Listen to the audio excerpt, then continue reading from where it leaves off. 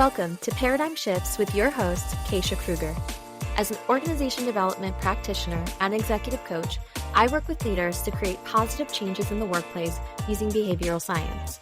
And here, we're on a mission to rethink the way we work, lead, and ultimately live. So, let's unpack light bulb moments for paradigm shifts within your workplace and beyond. Are you ready for a shift? Let's dive in. Hello, welcome back everyone to another episode of Paradigm Shifts. I'm your host, Kayshia Kruger, and today we're diving into a topic that I get a lot of questions around, and it's really essential for any leaders who are looking to make a lasting impact. This episode is focusing on, so you want to be a coach. What does it look like to be a coach as a manager in an organization? So before we get into the nuts and bolts of how you can be an effective coach as a manager, I want to clarify some roles. There are many terms that get used interchangeably between a manager, a mentor, consultant, coach, and they each have distinct meanings and functions. So let's go ahead and differentiate these roles a little bit. Starting off with a manager. A manager's primary role really is to ensure that their team meets the organizational goals and the objectives. They are responsible for a couple different primary core functions: planning, organizing, directing, and controlling resources. And yes, resources include your people. And managers provide direction and oversight. They focus on performance metrics and operational efficiency. And so moving on to a mentor. A mentor is someone who offers guidance and advice, and they draw from their own experience. Mentoring relationships are typically a little more long-term, and they involve personal and professional growth. And mentors act as role models and provide support to help mentees navigate their career paths. A mentor can be anyone within the organization or outside the organization, but ideally it's someone that has characteristics or even inspires you when it comes to like your career aspirations, or maybe they have a certain skill set that you want to learn from. However, you don't have to be a manager and to be a mentor. You can be a mentor without being a manager. And you can also be a manager and a mentor in those capacities together. And so you'll often hear these words interchangeable because managers can play multiple different roles or wear different hats within their own primary role. And then I want to move on to consultants. So consultants are external experts that are brought in to solve specific problems. So they diagnose issues, they offer solutions, and sometimes they even help implement some of those solutions. But their role is more advisory, and they're less involved in that day-to-day operations of an organization. And now moving on to coach. A coach is someone who facilitates personal and professional growth by helping individuals unlock their potential. And it's less about giving direct advice and more about asking powerful questions that encourage self-discovery and self-improvement. My personal philosophy on coaching is, especially from an executive coach perspective, is to hold up a mirror and allow the individual to get to the answers that they have internally, that I believe that they have internally. And really just my role as an executive coach is to hold space, be the container for that individual to explore and find those solutions. Coaching is less about giving direct advice, like I had said. And so that's why when you are a manager and you want to be in the role of a coach, you do have to kind of take one hat off and put the other one on. Because as a manager, it is absolutely correct and valid to want to direct, control, plan, guide, right? Like going back to those primary functions of a manager role. But coaching is more reserved for, supporting your employees in settings around achieving their goals. And it's more of a collaborative and non-directive approach. And it can be also used not just in their career goals, but helping them think critically on their own and develop a critical thinking skill to help them become self-sufficient and independent in how they approach their work. So you can be a manager as a coach. You could also be an independent coach as well, where your role is to only go in and coach individuals. So let's talk about why managers should be coaches. First of all, research consistently shows that employees who feel supported and valued are more engaged and less likely to leave. That's not new news. Gallup's done a study where managers account for at least 70% of the variance in employee engagement scores across business units. So if you think about managers adopting a coaching mindset, they are really critical in fostering an environment of trust, open communication, which all lead to naturally enhancing engagement. So that is number one. Number two is coaching is about unlocking potential. And when managers coach their team members, they're not just improving performance for the present, but they're also grooming those future leaders and developing them into the next generation of leaders that the organization needs, which is absolutely crucial for succession planning and making sure that there's long-term health of the organization. That's number two. Number three is driving performance. Coaching helps employees set clear, achievable goals and provides the feedback necessary to reach them. But it's not about telling people necessarily what they need to do to drive performance. It's about co-creating these opportunities to get some buy-in on what is needed to reach those goals. And a study by the International Coach Federation, ICF, found that 70% of individuals who received coaching benefited from improved work performance, relationships, and even more effective communication skills. So we know the why, but how about the how? Let's break down the essential skills and mindset shifts required for a manager to become an effective coach. If you're a manager and you want to be a coach and you're listening to this right now and you're thinking, all right, what are the skills that I need to acquire? What are the mindsets I need to have? First of all, active listening is the first essential skill. And this is such a critical cornerstone of all coaching because it really starts with listening. And I'm not just saying listen, nod your head. Those are like great validating techniques and tactics. I'm talking really listening, not just hearing the words, but understanding the underlying emotions and context. But there are some tactics associated with active listening that help you along with that. So let me go over those. First one would be paraphrasing. Paraphrasing means that you restate what the employee said in your own words to show understanding and allow them to clarify if needed. So for example, you can say, so what I'm hearing is that you feel overwhelmed with your current workload. Is that correct? So this gives the opportunity to the employee to feel, like I said, like they have been heard, but also if that's not correct, it allows them to clarify, expand, add additional context, and give you a little bit more understanding of where they're coming from. As humans, it's really natural for us to make assumptions and jump to conclusions. And so this is a really great tactic to remove ourselves from climbing the ladder of inference, if you will. And that is another framework I'll talk about in another video. Playback is a second tactic of active listening that I really love. And this is where you repeat back key phrases or ideas to confirm you're understood correctly.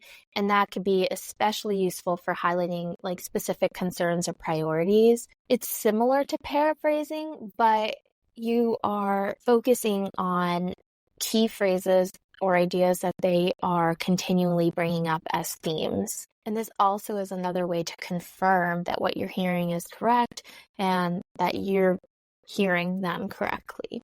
The next tactic of active listening is paying attention to nonverbal cues and using your body language, such as nodding, maintaining eye contact, leaning in to show that you're fully engaged in the conversation. So like I said in active listening, this is just the bare essentials. Maintaining eye contact, not being on your phone, leaning in. If you're having a conversation with someone, if you're sat really far back, leaning back in your chair, and your employee is sitting forward, that body language should tell a lot around the engagement of both people in the conversation. One is more relaxed, maybe a little bit more removed from the conversation, and the other one is more engaged. And you can utilize and leverage nonverbal cues to show you're listening by sitting forward and engaging a little bit more that way, deeper. Now I want to talk about the second skill for being a powerful coach as a manager, and that's powerful questioning. Good coaches ask questions that provoke thought and reflection. they don't give direct advice. They help employees explore those options. So here are some tactics that I like to use for powerful questioning. Open-ended questions would be the first one. So open-ended questions, as opposed to closed-ended questions, encourage deeper thinking and more elaborate responses. An open-ended question would be like starting with what or how or when. So think about the 5 W's, right? When, how, what, why, where. Those are open-ended questions as opposed to closed questions, which would be, do you feel that way? Or are you aware of that? The difference is the open-ended questions engage the employee, the individual, in opening up a little bit more when they provide their response. So if you ask a question like, what do you think is the best approach? The employee is likely to elaborate a lot more on their response versus, do you think this is the best approach? Which kind of makes you feel, it insinuates a yes or no kind of answer, right? Or how would you solve this problem? It's empowering your employees to take ownership over their development. Why questions is another tactic. Asking why will help an employee to understand root causes of issues and their motivation. So for example, why do you think this approach didn't work as expected? The only cautionary tip that I will say is the delivery of why is really important. If you're not comfortable with delivery and tone yet, and you're in the early stages of being a coach or learning coaching skills, I would recommend staying away from why, as why can also trigger humans to think negatively, maybe that they didn't do something right, or it feels a little bit accusatory or judgmental, like, why didn't you do it this way? Or why didn't you think about it that way? That could be a very judgmental type of delivery or approach, as opposed to, well, why do you think that this problem is occurring? Why do you think this approach didn't work? So just a little caution there, but why questions are really great for understanding root causes of issues. And then follow-up questions, diving deeper into responses to gain more insight. That's another tactic. For instance, you can say, can you tell me more about what led you to that conclusion? And finally, another tactic that I love around powerful questioning is called reframing. And this is where you help employees see situations from a different perspective to uncover new solutions. Giving you an example, if an employee says, I can't meet this deadline, you might ask, well, what resources or support would help you meet it? So this is shifting the focus from the impossibility of the task to potential solutions. And it's a way to unblock them and also get them to open their mind around possibilities. And the third skill, moving on, of being a powerful coach is empathy and emotional intelligence. Managers need to understand and manage their own emotions while they're being attuned to the emotions of their team members. And so I want to share some tactics that help enhance empathy and emotional intelligence. The first one being empathetic statements. So showing understanding and empathy by acknowledging the employee's feelings. For example, it sounds like you're really frustrated with this situation. I can see how that would be challenging. And just allowing the employee to feel heard and acknowledged in their feelings. You can also pair some of these things up with other skills like, am I hearing that correctly, or is that correct? Going back to the skill around active listening, where you are paraphrasing and playing back. This again allows you to make sure you're understanding what they said. Active empathy is the next tactic around this skill with empathy and emotional intelligence that I'll talk about. And this is where you engage in exercises that improve your ability to understand others' perspectives. So you can role play scenarios or discuss emotional responses with your coworkers, your colleagues, your employees. And the final tactic I'll say is self-awareness. So reflecting on your own emotional responses and triggers. If you practice mindfulness meditation or different types of mindfulness techniques that can help you stay calm and present during coaching sessions, I love to journal before and after a coaching session for 5 to 10 minutes. If I'm doing a formal executive coaching session, not on the spot like a manager might do, because there might be things that as humans we're bringing into the coaching conversation. We have our own baggage, our own emotional turmoil, or things that could easily trigger us. So notice when you are being triggered in a conversation and put that aside when you're in your coaching session and reflect on it after so you can unpack that a little bit more. And that will help build self-awareness over time so that you can separate the individual's emotions from your own.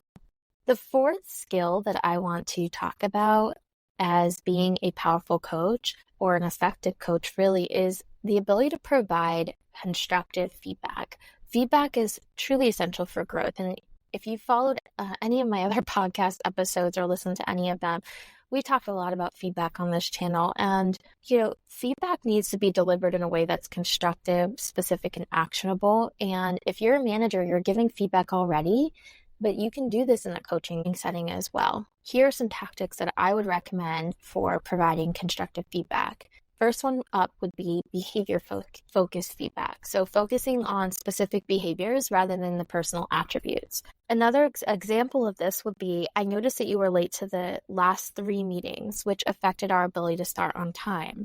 So what is the behavior here? Being late, right?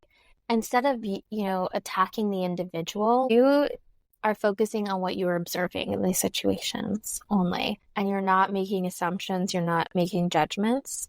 You're just focusing on the behaviors. A good tell for when you're focusing on behaviors versus kind of talking about personal attributes is always start with I noticed. So if you're saying I noticed, that immediately says, all right, I've observed this behavior in a lot of ways, versus like, you are really lazy, you're not showing up in any of our meetings on time. And that can kind of, again, just like detract from what we're trying to do here. I love using the SBI model, talked about it in my previous episodes. And this is a simple framework for describing the situation, S, talking about the behavior you observed, B, and explaining its impact, I. So for example, you can say, in yesterday's meeting situation, you interrupted several times, behavior, which made it difficult for others to share their ideas, impact. Super short and simple, and you're really deblurring the feedback in a way that the employee knows exactly what behavior caused the impact, right? Those are 4 really essential skills for being an effective coach. There are so many others, but I think those will be a good starting point for anyone who is just starting on their journey or maybe needing to refresh on some of those skills.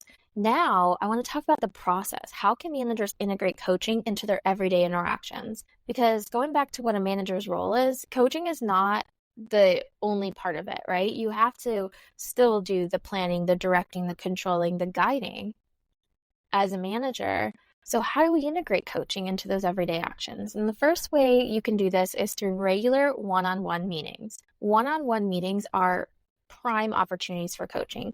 You can use these sessions to discuss not just your tasks and projects, but, if there's any obstacles that you need to help that employee unblock, any personal challenges or development needs, and you can make these meetings a safe space for trust, open dialogue, and communication. Over time, that compounding trust will just transform the overall ability to coach. Second would be encouraging self-reflection. So after a project or a significant task, you can ask your team members to reflect on what went well, what didn't go well, and what they learned. That's so simple. A postmortem or a project closeout process where you are reflecting on those things, asking the employee to reflect on it first and then come to their one-on-one with those things, that's going to really help them promote a growth mindset, and it allows them to internalize their experiences and draw valuable insights. This is great for creating a psychologically safe environment where employees feel like they can take risks and they're not afraid of failure, which leads to innovation and a lot of other great practices within an organization. The third would be to foster a culture of continuous feedback. Well, this is where you're encouraging your team to give and receive feedback regularly, not just those feedback sessions that are formal or your performance reviews. That continuous loop of feedback does help in quick adjustments, and then it'll keep everyone aligned and growing. The fourth would be to use development plans. This is where you want to work with your team members to create personalized development plans that outline, what are their goals, what are the skills that they need to develop, and the steps that it'll take to get there. You can review these on a regular basis, maybe once a quarter, and update those plans to keep them relevant and motivating. Really, the employees should be driving those development plans. If they're the ones that want to grow and develop, then they should be taking the initiative to drive those. But as a manager, you can support that by coaching them through some of those questions that'll help them create the development plan. And then 5, you want to celebrate wins and learn from failures. Recognize and celebrate achievements no matter how small, and that is going to help boost morale and motivation. And you want to equally view failures as learning opportunities so you can discuss what went wrong without blame and explore what can be done differently next time, right?